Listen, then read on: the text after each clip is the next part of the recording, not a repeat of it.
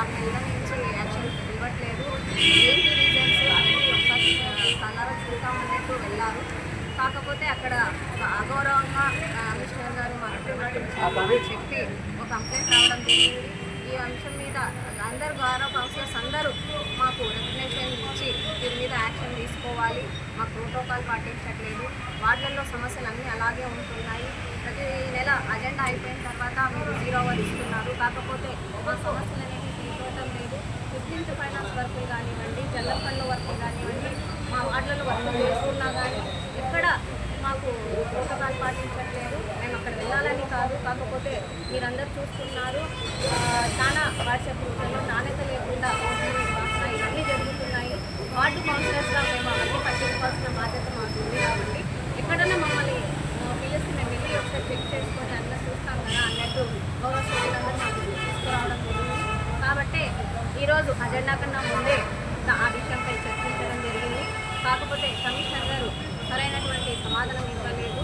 ఇంకోటి ఏంటి అని అంటే గౌరవ సభ్యులందరూ మాకు ప్రోటోకాల్ కానివ్వండి ఎలాంటి రైట్స్ లేనప్పుడు మేము ఇక్కడ కూర్చొని అజెండా ఎందుకు నిర్వహించాలి అని ప్రశ్న వేయడం జరిగింది. అలాగే ఏదైతే మార్కెట్ గత జనవరి నెలలో మేము తోపుడు బండ్లకు తీసుకోవద్దని చెప్పి తీర్మానం చేయడం జరిగింది. కలెక్టర్ గారు కానీ గజెట్ కానీ పంపించి గజెట్లో కానీ పొందుపరచడం జరిగింది.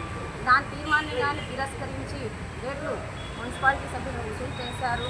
అంటే మేము కౌన్సిలర్స్గా తీర్మానించిన తీర్మానాన్ని కానీ లెక్క చేయట్లేదు అధికారులు అని చెప్పి వాళ్ళు నిరసన వ్యక్తం చేసి బాయ్కాట్ చేయడం జరిగింది. ఘోరం లేదు కాబట్టి నేను అజెండాని వాయిదా వేయడం ఎందుకంటే గౌరవ సభ్యులు లేనప్పుడు అజెండా చదవడం సబబు కాదు కాబట్టి వాయిదా వేయడం జరిగిందని తెలియజేస్తుంది. మేడం మొన్న జరిగే టెండర్లు అయినట్టు రద్దండి. ఎందుకంటే ముఖ్యమంత్రిగా గౌరవ సభ్యులందరూ మాకు వస్తే రానప్పుడు వాళ్ళు కూర్చొని యాక్షన్స్ జరుపుకోవడం అనేది అన్యాయం కదా. ఎందుకనంటే అక్కడ అధికారులందరూ కూర్చొని ఎలాంటి